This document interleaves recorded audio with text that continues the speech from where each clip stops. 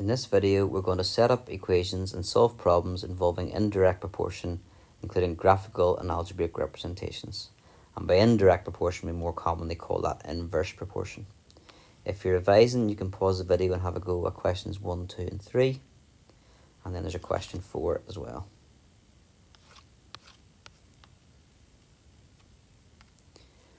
When two values are related to one another, they are said to be proportional, which you hopefully understand from direct proportion. But if one value decreases as the other increases, they are said to be inversely proportional, or varies inversely.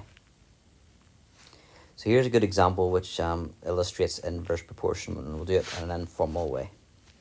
It takes 5 men to build a wall in 9 days. How long would it take 3 men? So imagine if you're one of those 5 men, and then imagine that the workforce is reduced to just 3 men. Is it going to take longer to build a wall, or is it going to take a shorter amount of time? If people rush into the maths, they sometimes just think that it's going to take a shorter amount of time with less men.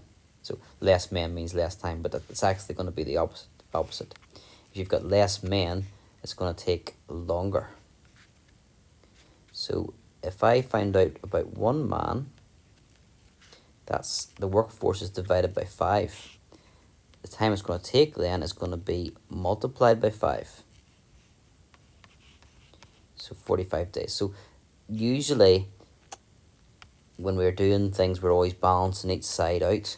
And that's true when it's direct, like with ratios and so on. But actually here, one side's divided and the other side is multiplied. So it's the inverse, it's the opposite way around.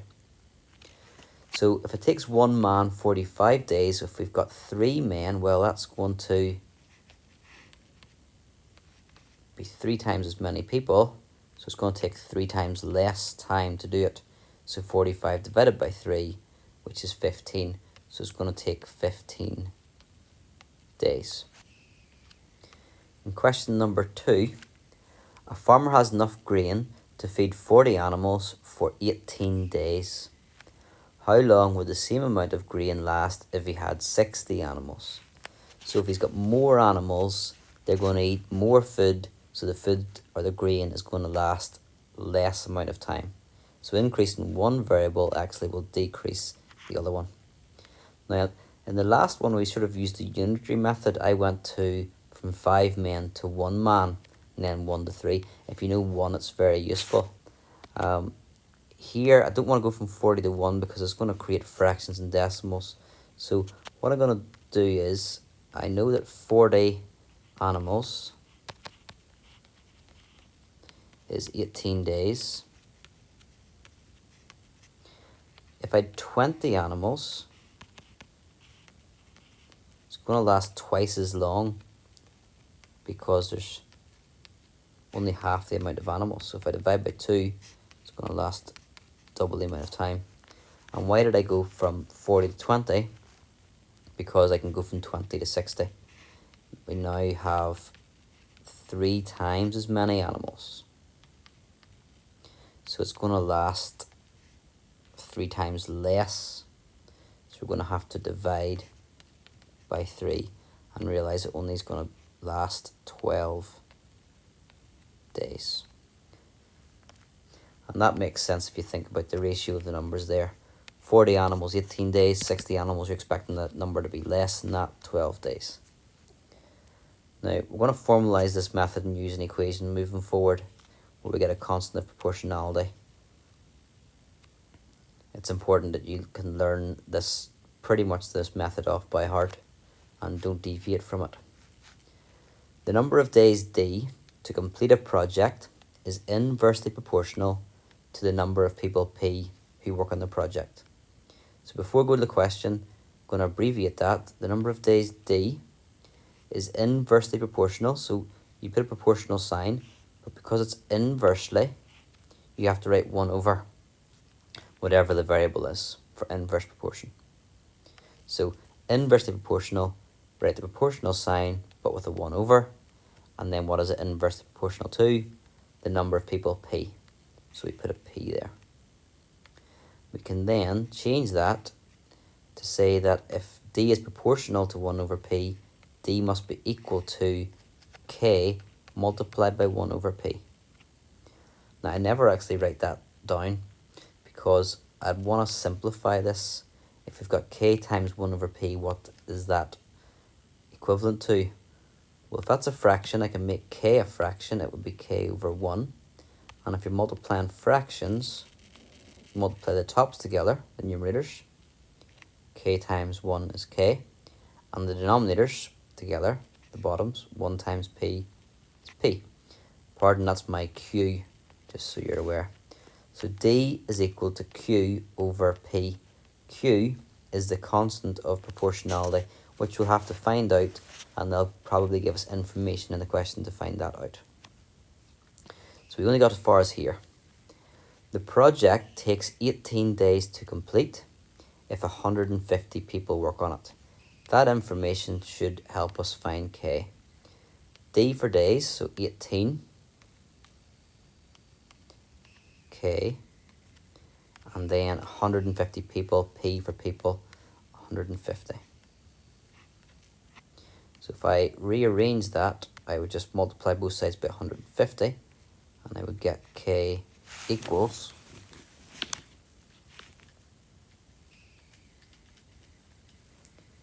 2,700. So that means the equation in this question is D equals 2,700 instead of my K over P. And part A was to actually just do what I've done. Find an equation connecting D and P. So you need this method because they might ask for the equation, which means you can't be doing anything like this. And that equation will be able to work out D if you've got P, or you can rearrange it to work out P when you've got D. This one asks how many people are needed to complete a project in 10 days. So 10 days, that means that D is 10. So put in 10 for D. You can times both sides by P to get rid of that fraction, or think of it as a cross multiplication. 10p equals 2,700, then p equals 270. So there's 270 people needed to complete a project in 10 days. In case I've made a mistake, I want to go back to this one. It's 18 days for 150 people. So if you've got less days, you're going to need more people. It's nearly half the amount of days, so nearly double the amount of people. So that makes sense. Question 4. The force F newtons between two magnets is inversely proportional to the square of the distance d meters between them. There's lots more happening in the question, but trust me, you're best trying to get that down into an equation before going any further. Get some marks for that. So the force F between two magnets is inversely proportional, so that's the proportional sign with a 1 over, is inversely proportional to the square of the distance, d. So d is the distance, and it's the square of the distance, so d squared. So F is proportional to 1 over d squared, which means F would equal k over d squared. If I just go back to the previous question, there's no point in writing k times 1 over p, it's just k over p. So here, instead of writing k times 1 over d squared, it's just k over d squared. We then need some information in the question to work out our constant of proportionality. And they tell us when they are 2 meters apart, so that's our d. The force between them is 36 newtons, that's our F.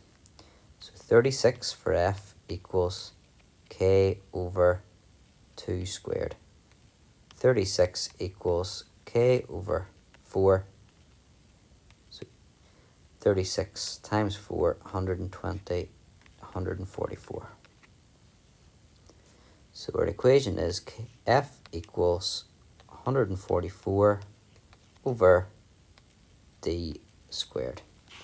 And then we can, that's all by part of part A, but we can answer part A now which is asking us to find f when d is 5.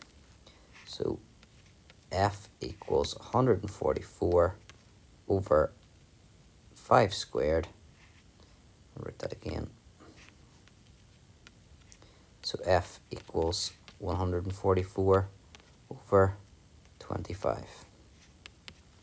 We can work that out as a decimal as well.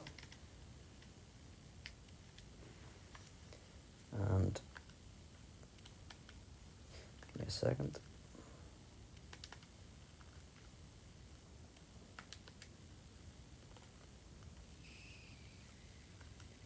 Sorry that took so long. 5.76 newtons. Sorry if I haven't put units in the previous question there actually. It's the number of people, so we don't need units for that. Just, you could say people here. Right, part B then. We want to, in part B, find D when f is 49. So putting 49 in place of the f, I'm looking at this equation, but putting the f as 49, and then it's 144 over d squared. You can multiply both sides by d squared or cross multiply. I'm going to run out of space here. That would give 49 d squared equals 144, or d squared equals, divide both sides by 49, and you get d squared is 144 over 49. Now we've got to square root that to get what d is, and if you square root that you get 12 over 7. Probably the nicest way to leave that, 12 over 7 meters, or if you want 1 and 5/7 of a meter. So that's going to be an awkward decimal. If it asks you to 2dp, then put it as a decimal. Okay, let's look at this here graphically then, the whole idea of inverse proportion. Just remember for, let me just say, for direct proportion, as one thing increased, the other thing increased. 2 seconds. It was one increased, the other increased, so you had this sort of shape for linear, or maybe this sort of shape, but it was going from bottom left, I suppose, to top right, essentially. For inverse proportion then, let's look at it. Proportionality can be represented graphically. We see below that for inverse proportion, as one value increases, the other value decreases. Inverse proportion is a reciprocal graph. Y varies inversely as x, and an inverse and a reciprocal graph looks like that. That's its equation. Y equals k over x. Now, if you have maybe inversely proportional to the square, it's also a reciprocal graph, but it's going to be much steeper because you're times in the x value by itself. So it either gets smaller quicker or bigger quicker, if that makes any sense. So if someone's inversely proportional, it'll always be this here reciprocal graph. It could be steeper or less steep, but it'll still be that shape for inverse proportion.